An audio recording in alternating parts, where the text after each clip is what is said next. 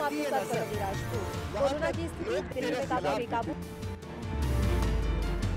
खबरनामा, खबर से असर तक। नमस्कार, आप देख रहे हैं एनबी न्यूज और मैं हूं आपके साथ योगेश पांडे। स्वागत है आपका खबरनामा में।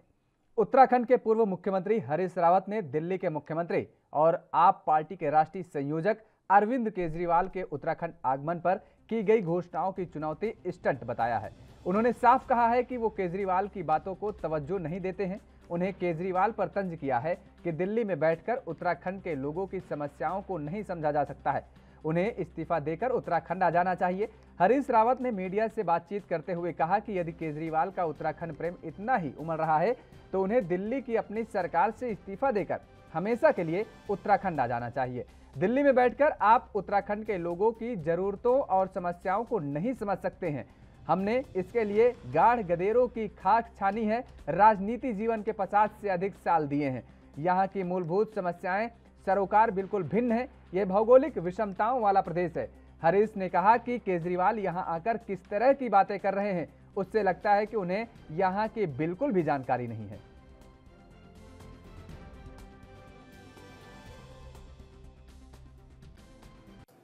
हर युवा को रोजगार चाहिए।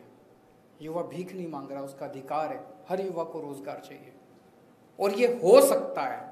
आप पूछेंगे ये हो सकता है कि ये हो सकता है। इस पे हमने खूब चर्चा की, घंटों चर्चा की, इस पे खूब प्लानिंग करी हम लोगों ने। एक ही शर्त है, अच्छी नीयत वाली सरकार चाहिए। तो उत्तराखंड के युवाओं को रोजगार देने के लिए, उत्तराखंड के युवाओं को रोजगार मुहैया कराने के लिए आज मैं 6 घोषणाएं कर रहा हूं। आम आदमी पार्टी की सरकार बनेगी तो उत्तराखंड के हर बेरोजगार युवा के लिए रोजगार मुहैया कराए।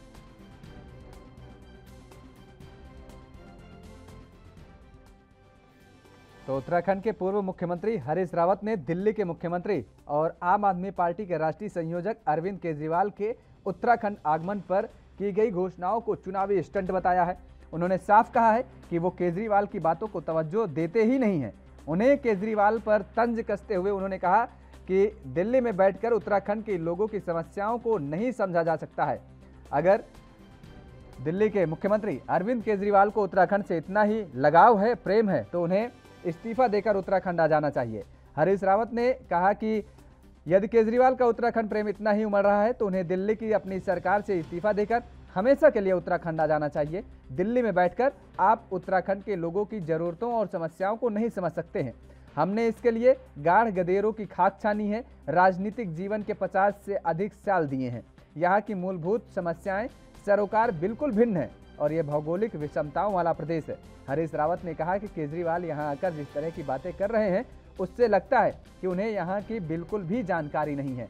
तो ये बड़ा तंज कसा है दिल्ली के मुख्यमंत्री अरविंद केजरीवाल पर हरीश रावत ने।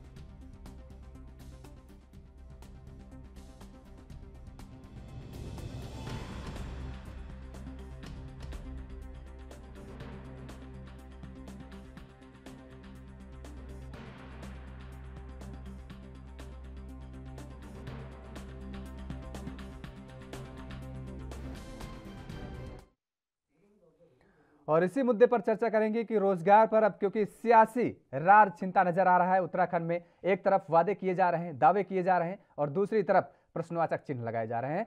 हमारे साथ 2 मेहमान जुड़ चुके हैं। आरपी रतोड़ी जी हैं, कांग्रेस से हैं, आपका बहुत बहुत स्वागत है। और इसके साथ ही रविंद्र जी हमारे साथ जुड़ चुके हैं, आम आदमी पार्टी से हैं, आपका भी बहुत बहुत स्वागत है। सबसे पहले आप ही के पास आएंगे रविंद्र जी। आप अपने पिटारे से इतनी सारी योजनाएं निकालने का दावा कर रहे हैं कि अगर उत्तराखंड में सरकार बन गई तो ये कर देंगे, वो कर देंगे, रोजगार दे देंगे, बिजली दे देंगे, तमाम सारे दावे कर रहे हैं। लेकिन अगर कांग्रेस की तरफ से देखा जाए तो वो कह रहे हैं कि आपकी बातों को तो दरअसल तवज्जो ही नहीं दिया जा रहा है, ये केवल हवा हवाई बातें कर रहे हैं, कर कुछ नहीं पाएंगे। हाँ देखिए योगेश जी, पिछले 20 सालों में आप ये देखेंगे कि बीजेपी और कांग्रेस ने मिल करके 10-10 साल उत्तराखंड में राज किया। इको आ रही है आवाज में बहुत। ठीक है, ठीक करवा रहे हैं रविंद्र जी, ठीक करवा रहे हैं। हाँ जरा ठीक करा दीजिए। जी। मैं ये कह रहा था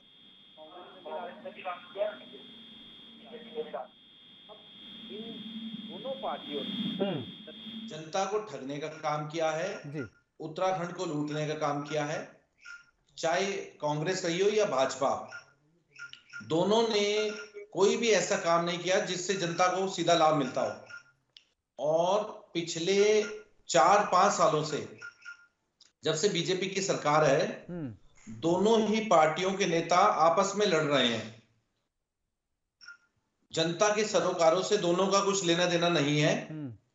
और हमारा ऐसा मानना है कि राजनीतिक पार्टी का काम है जनहित का कार्य करना। और हम जनहित की बात कर रहे हैं।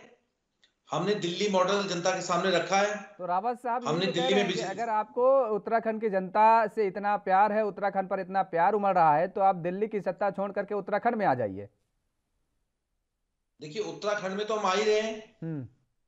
और हम ये कहना चाहते हैं कि जो दिल्ली का जो मॉडल है, चाहे वो शिक्षा को लेकर आओ, चाहे वो रोजगार को लेकर आओ, चाहे बिजली को लेकर आओ, वो जनता ने देखा है। और उत्तराखंड के हजारों प्रवासी दिल्ली में रहते हैं। हजारों लोग ऐसे हैं जिनके रिश्तेदार दिल्ली में रहते हैं। मुझे लगता है रतूड़ी जी के भी कोई ना कोई जानकार दिल्ली में जरूर होंगे। तो जो दिल्ली के लोगों ने वहां का विकास देखा है, वही देने की हम यहां बात कर रहे हैं। अच्छा, इसमें अब दिक्कत यह है कि कांग्रेस या बीजेपी को हम फ्री बिजली की बात करते हैं तो करंट बीजेपी को लगता है। हम रोजगार देने की बात करते हैं तो दिक्कत कांग्रेस के भाइयों को होती है। देखिए ऐसा है कि आम आदमी पार्टी का सीधी एक स्ट्रेटजी है कि वो काम की राजनीति करना चाहती है। ठीक।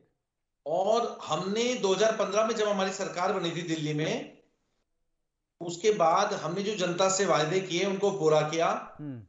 और 2020 में जब हम चुनाव में दोबारा गए तो हमने कहा ये हमारा पुराना मैनिफेस्टो है, अगर इसमें से हमने कोई काम किया हो, कुछ काम किए हो, तो ही हमें वोट देना, नहीं तो हमें वोट मत देना। भारतवर्ष की ये पहली ऐसी पार्टी है जो काम के नाम पर वोट मांगती है। हम जाति के नाम पे वोट नहीं मांगते, हम धर्म के नाम पे वोट नहीं मांगते। से अलग उठ करके काम की बात करते हैं, जनता की आवाज की बात करते हैं, जनता के मुद्दों की बात करते हैं, उनकी समस्याओं की बात करते हैं। आपकी बात आ गई आरपी रतूड़ी जी।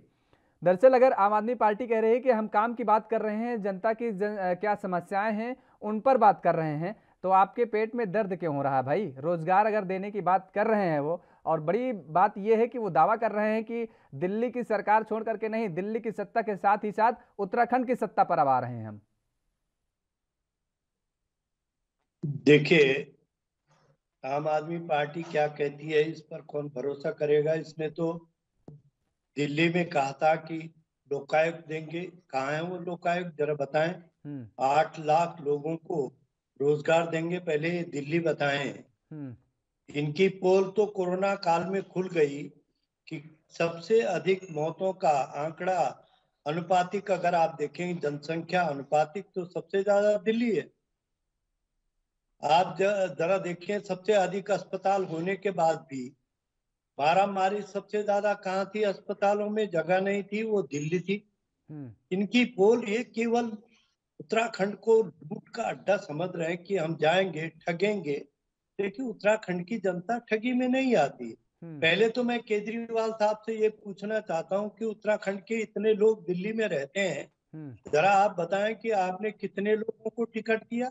आपका बड़ा उत्तराखंड प्रेम है, ये अब केवल चुनावी प्रेम आया या इससे पहले भी उत्तराखंड के लोगों के लिए प्रेम था?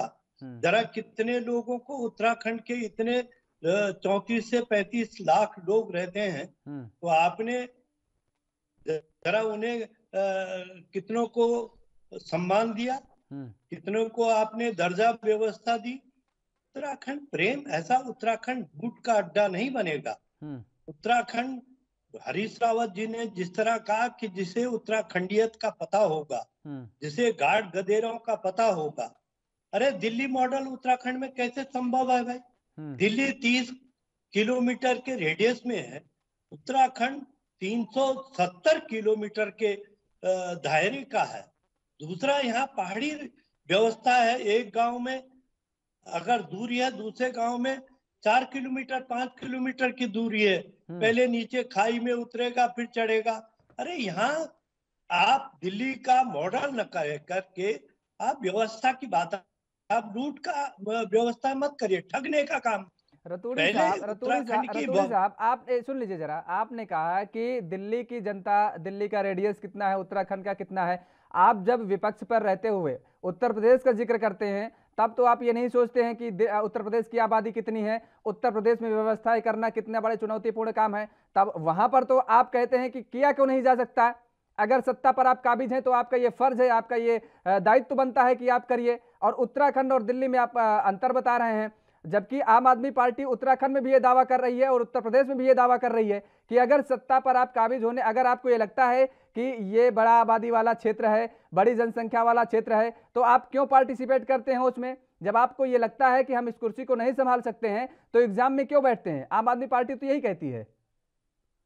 आम आदमी पार्टी कहे, आप क्यों कह रहे हैं ये बातें।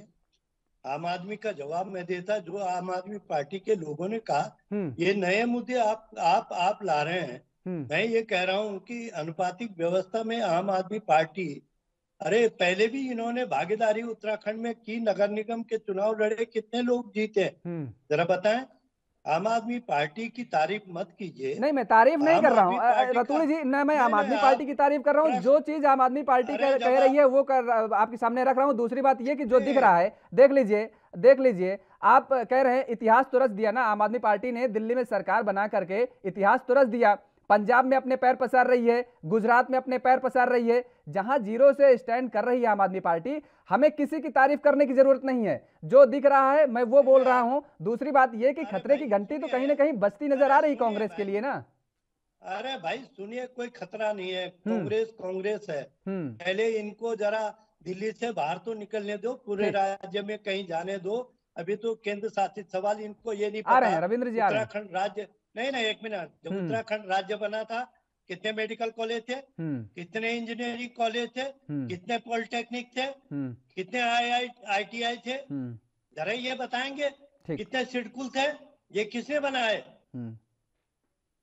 जब उत्तराखंड राज्य बना था उसके बाद जो हमारी पहली सरकार तिवारी जी की सरकार थी, ये आज सितारगंज में दिख रहा है, ये हरिद्वार में दिख रहा है, ये सेलाकुई में इंडस्ट्रियल डेवलपमेंट दिख रहा है, ये किसकी बदौलत है।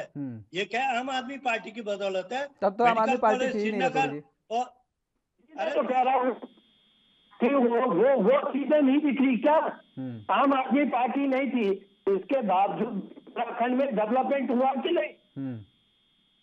नहीं दिख रहा आम आदमी पार्टी को। इस राज्य में पहले एक मेडिकल कॉलेज नहीं था, आज 6 मेडिकल कॉलेज है, जिसमें एक पॉलिटेक्निक नहीं था, आज 96 पॉलिटेक्निक है। हर ब्लॉक में, जितना ब्लॉक है हर ब्लॉक में एक पॉलिटेक्निक है। जो हमारा पहले आदमी जाता था और बर्तन मांजने की बात करता था, आज वो स्किल्ड होकर के जा रहा। तो ये कांग्रेस की देन नहीं है, किसकी देन है। ये कांग्रेस की, जो आज सड़क बद्रीनाथ केदारनाथ तक जा रही है, 4 धाम तक जा रही है, ये कांग्रेस की देन नहीं है। इनको क्या पता है। ये तो केवल ठग के रूप में आ रहे, उत्तराखंड को ठगने का काम कर रहे हैं। इन्हें पता है बिजली कहां से बनी है और कैसे ये सप्लाई करेंगे, इन्हें ज्ञान है क्या। रविनारायण जी, उत्तराखंड आप बताइए भाई, ठगने का काम मत करिए। ठीक, ले लेते हैं जवाब। रविनारायण जी, रोजगार की बताएं। आप ठगने का काम कर रहे हैं, उत्तराखंड की जनता को ठगने जा रहे हैं। उत्तराखंड में इतने बड़े सारे काम कर दिए, IIT खोल दिए, यूनिवर्सिटियां खोल दी हैं, शिक्षा के क्षेत्र में इतना तमाम सारा कांग्रेस ने काम किया, सड़कों का जाल बिछा दिया, और आप कह रहे हैं कि अब हम उत्तराखंड में आएंगे तो उत्तराखंड का विकास करेंगे, वहां के युवाओं को रोजगार देंगे और वहां पर जो पलायन हो की स्थिति बनी हुई है उसको रोकने का काम करेंगे। ये कैसी बातें कर रहे हैं आप रविंद्र जी? मेरी आवाज आ रही है आप? जी आ रही, बोलिए आप। योगेश जी, रतूड़ी जी ने 2 मुख्य बातें कही। पहली बात, इन्होंने उत्तराखंड में 30 से 35 लाख लोग रहते हैं, जिससे एक बात मोहर लगती है। तो बात मैंने पहले यहाँ के लोगों ने लिखा है, पहली बात। उन्होंने उत्तराखंड को लूटने की तो मैं याद दिला देना चाहता हूँ, माननीय हरीश रावत ने मुख्यमंत्री रहते हुए हमने कहा है कि तुम्हें जितना लूटना है लूट दो, और डेनिस दिलाने का काम तो उत्तराखंड की जनता को किया है, नकली शराब दिलाने का काम किया, उसके साथ ही नदियों हरण का काम किया खनन के नाम पर, तो उसका उन्हें जो प्रतिफल मिला कि वो 200 विधानसभा से चुनाव लड़े और बहुत बुरी तरह उत्तराखंड है, उत्तराखंड की जनता है। मैं भी उत्तराखंड में पैदा हुआ, देहरादून में पैदा, और मैं आपको ये बता देना चाहता हूँ यहाँ की जनता बहुत समझदार पढ़ी लिखी जनता है। कांग्रेस वाले भोली भाली जनता कहते हैं, लेकिन मैं कहता हूँ कि बहुत समझदार जनता है, वो सबक सिखाना जानती है। और कांग्रेस जिस प्रकार से 2017 से 17 के बीच में घोटाले के खुद के मुख्यमंत्री बार ट्रोल हुए और उस बार उनके वीडियो वायरल हुए, तो कहते थे कि जिसको जितना लूटना है लूट। तो देखिए, आम आदमी पार्टी ने दिल्ली में पिछले 8-9 साल में करके दिखाया है। अगर हमने खराब किया होता तो हमने वोट क्यों कर, अगर अच्छा किया है तभी जनता ने वोट किया है। और हम अभी भी ये कह रहे हैं कि हम काम की राजनीति चाहते हैं, हम काम बात करना चाहते हैं। हम उत्तराखंड की जनता को उसका हक 300 यूनिट हर परिवार को मुफ्त मिलेगी। अब किसी प्रकार से हमने रोजगार की बात भी कही, और रोजगार में हम चाहते हैं कि देखिए, भारत कब तक विकासशील रहेगा, कभी तो विकसित होगा ना। अगर आप भारत से बाहर जाएंगे तो आप देखेंगे कि जो बेरोजगार लोग हैं उन्हें भत्ता मिलता है। तो हम परिवेश में चाहते हैं, हम चाहते हैं कि बेरोजगार पढ़ करके बाहर निकले तो उसको ये बिल्कुल असहाय इस तरह से का साथ होना चाहिए। अगर हम पूरी कोशिश करेंगे कि पहले 6 महीने में हमने जो वायदा किया है 1 लाख देने का, हम 1 लाख नौकरी देंगे। दूसरी बात, अगर इसमें जब तक नहीं लग पाएगी तब हम 5,000 रुपये अरे कैसे देंगे? रविंद्र जी, यही बात तो कांग्रेस पूछ रही है। रावत साहब ने कहा है कि आप 7.5 साल से दिल्ली की सत्ता पर काबिज हैं और 6,000 से कुछ ज्यादा सरकारी नौकरियां आप दे पाए हैं, जबकि दिल्ली का बजट उत्तराखंड के बजट से 3 गुना है। तो आप जब वहां दिल्ली में जिस तरीके से रोजगार देने का वादा कर पाए थे, दिल्ली में 7.5 साल में नहीं दिखा पाए हैं, तो उत्तराखंड में कैसे करेंगे? रावत साहब ने यही तो कहा है कि नौ मन न तेल होगा और ना ही राधा नाचेगी। तभी तो वो बात कह रहे हैं कि केवल ये चुनाव में बने रहने के लिए ये एक स्टंट है, बड़े बड़े वादे किए जा रहे हैं। जानती है कि यदि आम आदमी पार्टी ने जनता से कोई वादा किया तो हमेशा पूरा किया है, और हमारी एक सीधी स्ट्रेटजी है। हम पहले कैलकुलेशन करते हैं कि कैसे हम उसको करेंगे, तभी हम घोषणा करते हैं। इस घोषणा के पीछे भी हमने पूरी कैलकुलेशन करके अपनी पूरी स्ट्रेटजी बनाई है, किस तरह से हम युवाओं को रोजगार देंगे, किस तरह से हम उनको बेरोजगारी भत्ता देंगे। उत्तराखंड में जो सबसे बड़ा मुद्दा है वो बेरोजगारी का है। आज हमारे पहाड़ बिल्कुल खाली हो चुके हैं पलायन के कारण, और पलायन का सबसे मुख्य कारण है तो जारी शिक्षा और स्वास्थ्य की सुविधाएं ना हो पाना। हमने दिल्ली में शिक्षा पर काम किया है, उस मॉडल को हम बनाना चाहते हैं, लेकिन बेरोजगारी एक बड़ा मुद्दा है पर काफी ध्यान देकर इस बात को लाए। सबसे पहले हम बेरोजगारी पर की पलायन रोक, हजारों बच्चे बॉम्बे, मद्रास तथा अन्य प्रदेशों में जाकर नौकरी करते हैं, और हम ये कह सकते हैं कि अगर उन्हें रोजगार मिलेगा तो पहाड़ भी डेवलप होगा, पहाड़ के लोग भी डेवलप होंगे, और कहीं ना कहीं हमारे पास करने को बहुत कुछ है। दोनों ही सरकारें आज तक नहीं कर पाई। पूरे भारत वर्ष में ही नहीं बल्कि पूरे विश्व में ये बताना चाहता हूँ कि उत्तराखंड की एक जो छवि है, क्योंकि ये देवभूमि है, चारों धाम यहाँ पर है, पर्यटन के क्षेत्र में जो कार्य हो सकता था वो आज तक राज्यों में नहीं था। अंदरूनी कलह ही हो गई। आज हरीश रावत जी कुछ बड़ा चेहरा है, उन्हीं के जो चेले हैं रावत जी वही उनको उठा रहे हैं। आप रावत भरत रावत में किस प्रकार का वाद युद्ध चल रहा है। देखिए, दोनों पार्टी लड़ रही है, सरकारों से कुछ लेना देना नहीं है। एक हमारी पार्टी की जन मुद्दों को उठा भी रही है, और ये दावा सत्ता में आए तो हम अपने वादे को पूरा करें। ठीक है, और चर्चा को आगे बढ़ाएंगे। हमारे साथ दोनों मेहमान लगातार जुड़े हुए हैं। आरपी रतूड़ी जी, आपके पास आएंगे। दरअसल आम आदमी पार्टी ये कह रही है कि पूरा प्लान बन चुका है कि उत्तराखंड में युवाओं को रोजगार कैसे देना है, उत्तराखंड में युवाओं के पलायन को रोकना कैसे है, और जो लोग पलायन कर चुके हैं उन्हें वापस कैसे लाना है। स्ट्रेटजी पूरी बन चुकी है। दूसरी बात ये कि दरअसल अब आम आदमी पार्टी तो आप ही की पिच पर बैटिंग करने जा रही है। आप जिस तरीके से हिंदुत्व का चेहरा लेकर के मुखर रहते हैं हमेशा से, आध्यात्मिक राजधानी भी बनाने की बात कर रही है आम आदमी पार्टी राष्ट्रीय लेवल पर। देखिए, सबसे पहले तो आम आदमी पार्टी को उत्तराखंड से क्षमा मांगनी चाहिए, क्योंकि ये आध्यात्मिक प्रदेश है। ये पहले से 4 धामों का, और यहाँ हेमकुंड साहब है, यहाँ नानक मता है, यहाँ कलियर शरीफ है, जहाँ सभी धर्मों के इतने बड़े धार्मिक स्थल है।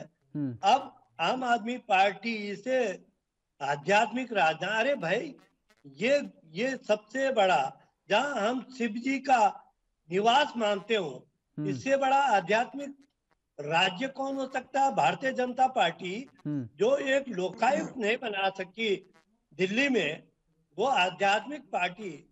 सचमुच में तो बात यह है कि जब नरेंद्र मोदी साहब 2014 में सत्ता में आए, जिस तरह से उन्होंने प्रलोभन दे करके 15 लाख का और 2 करोड़ नौकरी का, इन्होंने भी वही फॉर्मूला अपना दिया कि जनता को कैसे ठगा जा सकता है, कैसे ठगी से वोट लिए जा सकते हैं। मैंने इनसे, आनंद साहब से प्रश्न किया था कि अनुपात में जितना दिल्ली की जनसंख्या है, उसमें सबसे अधिक मृत्यु दर क्यों था कोरोना काल में? सबसे अधिक अस्पताल होने के बाद भी वहाँ ऑक्सीजन के लिए मारामारी क्यों थी? सबसे अधिक वहाँ बेड्स, अस्पताल में बेड्स के लिए मारामारी क्यों थी? वो तो ये बता नहीं पाए। ये 8 लाख लोगों को, युवाओं को रोजगार देने की इन्होंने बात की थी। अभी तक इन्होंने 6-7 हजार लोगों को रोजगार नहीं दे पाए। तो ये केवल झूठ पर वोट मांगना चाहते हैं। जी ठीक है, झूठ पर वोट, ठीक है, सुन लीजिए जरा, झूठ पर वोट मांगने की राजनीति कर रही है आम आदमी पार्टी। लेकिन एक बात देखने तो मिल रही ना जरूर, कि अगर जनता के मुद्दे की बात कर रही है आम आदमी पार्टी, ठीक है, आप कह रहे हैं छलावा करने जा रही है, क्योंकि अभी आम आदमी पार्टी तो उत्तराखंड में सत्ता पर काबिज हुई नहीं। आप भी रह चुके हैं, भारतीय जनता पार्टी भी रह चुकी है। तो आम आदमी पार्टी तो ये आरोप लगा रही है कि आपने जनता को लूटा है, और आप ये आरोप लगा रहे हैं कि लूटने आ रही है आम आदमी पार्टी। तो दरअसल अगर जनता के मुद्दे की बात की जाए तो अभी कांग्रेस की दिखती नहीं है। कांग्रेस में तो अभी आप ये बात को स्वीकारेंगे ना कि अंदरूनी कलह देखने को मिल रही है कि सीएम चेहरा कौन होगा, उसी में मतभेद अभी चल रहा है। सीएम चेहरा आपको मालूम है कि कभी 2002 में भी कोई सीएम चेहरा था, 2012 में कोई सीएम चेहरा था। मैं ये नहीं कह रहा हूँ, आप ही के नेताओं में मतभेद चल रहा है ना, आप ही के नेताओं द्वारा जो है बयानबाजी हो रही है। ये आप कह रहे हैं लोकतंत्र में अपनी बात कहना या मतभेद होता है? अरे ये मतभेद तो लोकतांत्रिक परंपराओं का हिस्सा है, मनभेद नहीं होना चाहिए। भारतीय जनता पार्टी में कितने मनभेद है जरा आप देखें। क्या हालत है विधायकों में? काऊ क्या कह रहा, लोगों को औकात में रहने की बात कर रहा। रुड़की में क्या हुआ, चैंपियन ने क्या कहा? भारतीय जनता पार्टी में अगर मतभेद न होते तो 3 चेहरे क्यों बदले? जरूरत क्या थी मुख्यमंत्री बदलने की? अब ये तो चुनाव का समय था, कुल 6 महीने बचे थे, 3 मुख्यमंत्री दे दिए। तो मतभेद वहां है कि हमारे यहाँ है? अरे हमारे यहाँ लोकतांत्रिक परंपराओं में अपनी बात कहने की, ऐसे तो आम आदमी पार्टी ने चुनाव के समय पर अपना अध्यक्ष हटा दिया, तो ये कोई मतभेद है? ये लोकतांत्रिक परंपराओं का हिस्सा है। फिर तो मैं कहूंगा कि आम आदमी पार्टी एक तरफ तो दम भर रही है चुनाव में आने की, और एक तरफ अपना अध्यक्ष बदल रही। तो मतभेद यह है कि हमारे यहाँ है। ठीक है, आप करो, सही कह रहे हैं आरपी जी, आप करो तो सब ठीक, वीक हम करें तो सब ठीक। नहीं, आप सही कह रहे हैं कि अगर भारतीय जनता पार्टी में कोई बात हो रही है तो वो कलह है, उसमें आज़ादी नहीं है बात कहने की। लेकिन अगर आपके पार्टी, दरअसल ये दोनों चीज़ें कहती हैं, भारतीय जनता पार्टी भी यही बात कहती है और आप भी यही कहते हैं, ठीक है। रविंद्र जी से ले लेते हैं जवाब। आम आदमी पार्टी में कह रहा हूँ कि जवाब दे देने, अध्यक्ष अभी चुनाव के ठीक क्यों हटाया? ले लेते हैं जवाब, ले लेते हैं, रविंद्र जी जवाब देंगे। रविंद्र जी बताइए भाई, आप चुनाव से पहले क्यों आप इस तरीके से बदलाव कर रहे हैं? देखिए ऐसा है कि जो हमारे पूर्व अध्यक्ष हैं SS कलेर जी, उन्होंने खुद पीसी की और ये कहा कि मुझे खटीमा से चुनाव लड़ना है, क्योंकि वो मुख्यमंत्री के सामने चुनाव लड़ रहे हैं। तो उन्होंने कहा कि मेरी व्यस्तता ज्यादा है, जिस कारण मैं पार्टी को या संगठन को समय पूरा नहीं दे पाऊंगा। इस कारण उन्होंने खुद स्वेच्छा से अपना पद छोड़ा। लेकिन जो हाल कांग्रेस का है या जो हाल भाजपा का है वो अलग है, उसमें भिन्नता है। क्योंकि कहीं ना कहीं आप देखेंगे कि कांग्रेस में रतूड़ी जी कुछ भी कहें, जिस प्रकार से रंजीत रावत जी ने अभी हरीश रावत जी के खिलाफ मोर्चा खोला है और वो बातें कही हैं जो मैं यहाँ पर कह भी नहीं सकता हूँ, वो उन्होंने ऑन द माइक कही है। तो मुझे लगता है कि कहीं ना कहीं उससे पार्टी की कलई खुलती है। इनकी एक एक विधानसभा में 4-4, 5-5 नेता हैं जो आपस में लड़ते हैं, सबने अपने अपने धड़े बना रखे हैं और कांग्रेस को हराने के लिए बाहरी व्यक्ति की जरूरत ही नहीं है। कांग्रेस को कांग्रेस ही हरा देती है। और ये बात मैं नहीं कह रहा हूं, ये उत्तराखंड की जनता जानती है। और अगर कहीं कांग्रेस जीत भी जाती है तो वो बिक जाती है। अभी इनके कांग्रेस के विधायक राजकुमार जी भाजपा में शामिल हो गए। जितने नेताओं के इन्होंने नहीं, दावा तो आप भी कर रहे थे ना कि भारतीय जनता पार्टी के विधायक जो हैं वो आपके टच में हैं, लेकिन अभी तक दिखे नहीं। और आप दावा कब से कर रहे हैं, आपको भी पता होगा। देखिए ऐसा है, हमने दावा जरूर किया, लेकिन अब चूंकि चुनाव जैसे जैसे करीब आएगा तो जो असंतुष्ट हैं, चाहे वो बीजेपी के हों चाहे कांग्रेस के हों, वो अन्य दलों में जाएंगे। लेकिन अब हमें ये भी देखना होगा कि वो उनका व्यक्तित्व कैसा है, व्यवहार कैसा है, और वो पार्टी लाइन पर चल सकते हैं या नहीं चल सकते हैं। ये कहने वाली बातें होती हैं रविंद्र जी, ये कहने वाली बातें होती हैं। अगर कोई नेता सामने की पार्टी से टूट करके आएगा ना, तो क्या व्यक्तित्व है, क्या चेहरा है, क्या व्यवहार है, कोई कुछ नहीं देखता है। वो कहा जरूर जाता है कि भारतीय जनता पार्टी के पास वॉशिंग मशीन है, लेकिन सबके पास ऐसी वॉशिंग मशीन है कि जिसमें आने के बाद सारे दाग धुल जाते हैं। देखिए हमारा ऐसा मानना है कि आदमी करप्ट नहीं होना चाहिए, क्रिमिनल नहीं होना चाहिए और क्रिमिनल नहीं होना चाहिए। ये 3 C जो पास करेगा वो आम आदमी पार्टी में आ सकता है। तो आप एक घोषणा कर दीजिए ना, आप एक घोषणा कर दीजिए कि जहां भी, मान लीजिए अभी उत्तराखंड की बात कर रहे हैं, तो उत्तराखंड में अगर कोई भी ऐसा नेता होगा जिसके ऊपर एक भी आपराधिक मामला होगा तो आप उसको टिकट नहीं देंगे। आप बताइए, ऐसा करेंगे? बिल्कुल, हम तो पहले दिन से कह रहे हैं कि अगर कोई अपराधी है तो उसको टिकट नहीं देंगे।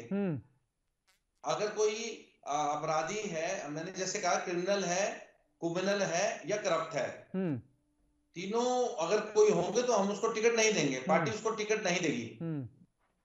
जी ठीक है। और दूसरी बात यह है कि जो रतूड़ी जी कह रहे थे कि दिल्ली की बात कर रहे थे, तो रतूड़ी जी को ये मालूम होगा कि दिल्ली थिकली पॉपुलेटेड है। दिल्ली में एक ही बिगा में सैकड़ों लोग रहते हैं, हजारों लोग रहते हैं, लेकिन यहाँ पे 3-3 बिगा में एक मकान होते हैं जिसमें 2 आदमी रहते हैं।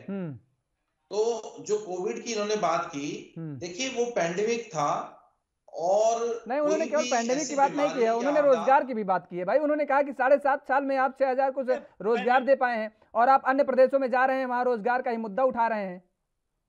देखिए ऐसा है कि आज उत्तराखंड के बच्चे आते हैं आरपी जी, आज हरियाणा के बच्चे, यूपी के बच्चे, बिहार के बच्चे अगर दिल्ली में जाकर के सरकारी या अर्ध सरकारी नौकरी कर रहे हैं, और दिल्ली में ज्यादातर लोग बाहर से ही हैं जो नौकरी करते हैं, तो इसका मतलब ये हुआ ना कि हम वहां पे नौकरी देते हैं, चाहे वो सरकारी हो, चाहे अर्ध सरकारी हो, चाहे गैर सरकारी हो। ठीक, दिल्ली में बच्चों को रोजगार मिलता है। ले लेते हैं, जवाब ले लेते हैं आरपी जी से। आरपी जी, रविंद्र जी कह रहे हैं कि रोजगार देते हैं, अन्य प्रदेशों से जो लोग आते हैं, जो युवक आते हैं, उनको भी रोजगार देने का काम किया जा रहा है। और दूसरी बात ये कि जिस तरीके से जो वो दावा कर रहे हैं वो पूरा करने की क्षमता रखते हैं। मैंने कहा नहीं कि उन्होंने जवाब नहीं दिया, एक तो वो 8 लाख रोजगार देने की बात, एक लोकायुक्त की बात, दूसरा उन्होंने कहा अरे उत्तराखंड में 1 करोड़ 10 लाख की पॉपुलेशन है, तो दिल्ली में 2 करोड़ तो है, 2 करोड़ 9 लाख है। तो मैंने तो अनुपातिक कहा कि हमारे यहाँ 10,000 लोगों की मृत्यु हुई, तो जरा बताएं ना कि आपके दिल्ली में कितने लोगों की हुई? 40,000 से अधिक लोगों की मृत्यु आपके यहाँ हुई है। जरा बताएं ना आंकड़े क्यों हुई? अरे भाई 2 करोड़ तो है आप भी, हम 1 करोड़ 10 लाख है, आप 2 करोड़ 9 लाख है। अनुपातिक बताओ ना क्यों हुई? आप क्या है? उत्तराखंड में अस्पताल कम है, सारे एम्स हो गया, गंगाराम हो गया, राम मनोहर लोग, बड़े बड़े अस्पताल तमाम सारे दिल्ली में, फिर इतनी मृत्यु क्यों हुई? इसका मतलब आप अपनी जिम्मेदारी से हटना चाह रहे हैं। आप जिम्मेदार व्यक्ति ही, आप ऑक्सीजन नहीं कर पाए पूरी, आप वहां बेड नहीं दे पाए। सरकार ठगी से नहीं चलेगी, सरकार व्यवस्था से चलेगी। ठीक है, सरकारें व्यवस्थाएं से ही चलती हैं, लेकिन जनता किसको अपने पाले में लाने की कोशिश करेगी, जनता किसके पाले में जाएगी, ये देखने वाली बात होगी। आप दोनों मेहमानों का हमारे साथ जुड़ने के लिए बहुत बहुत शुक्रिया। तो इसीलिए जिस तरीके से अब रोजगार पर उत्तराखंड में सियासी वार मचा हुआ है, लेकिन सवाल यही उठता है कि आखिर कौन सी पार्टी नौकरी दे पाएगी अपार। कोरोना की स्थिति दिल्ली में काफी बेकाबू। खबरनामा, खबर से असर तक।